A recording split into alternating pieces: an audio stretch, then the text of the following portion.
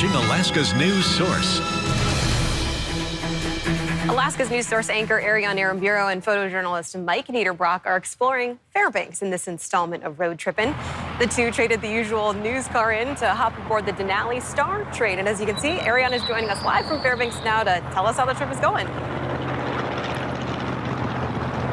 Beth, good evening. Yeah, it is a beautiful and sunny day here in Fairbanks. As you can see, this is my first time visiting, but I have to say, taking the Denali Star train up was not a bad way to go. But tonight, we're going to take a trip down memory lane and look at the history and why this year is an important one for the Alaska Railroad.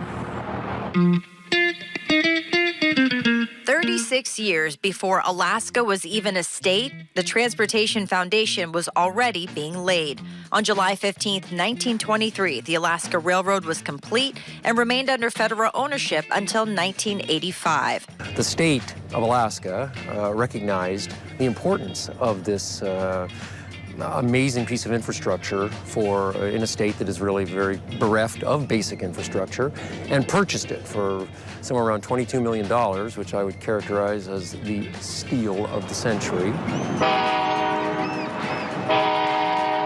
From there, it was set up as an organization, meaning it was now a state-owned corporation. It's an entity separate and distinct from the state. The railroad's liabilities are the railroads. They're not the state's liabilities. Railroad employees are not state employees.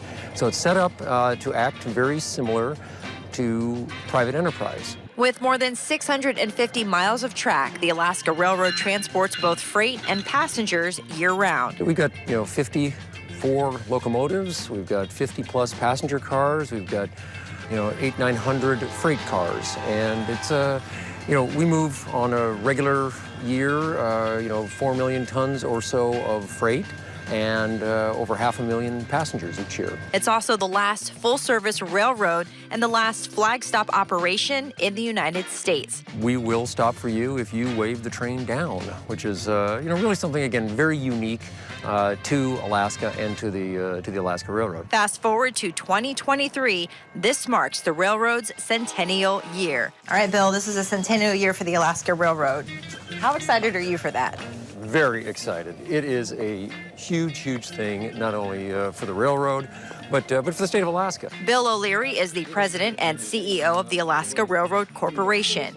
He grew up in Fairbanks and says you could just feel the train everywhere. You could hear the train whistle no matter where you were. I don't know if it was just the acoustics of being in the Tanana Valley or what it was, but anyway, it was just always something that was there. Now he gets to see tourists, even Alaskans, experience that same feeling. Look, we are blessed with the most amazing scenery in the world, so the place sells itself. There's no doubt or question about that. But I think for us, part of our mission at the railroad is to also provide an experience on board for our guests, again, whether they're visitors, whether they're Alaskans, whoever they are at this point, where they're going to come and be not only blown away by the scenery, but also just blown away by the service. And speaking of service, passengers have plenty to choose from. There's the Coastal Classic train that takes you from Anchorage to Seward. You can go to Whittier on the Glacier Discovery, or take the flagship Denali Star all the way to Fairbanks. Each one has its own real benefits. Over the years, the Alaska Railroad has proven to be a key piece of infrastructure for the state.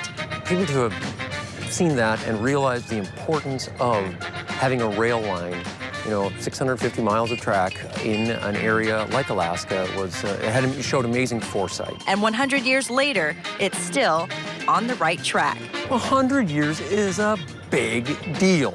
It's a big deal anywhere. It's even a bigger deal in Alaska.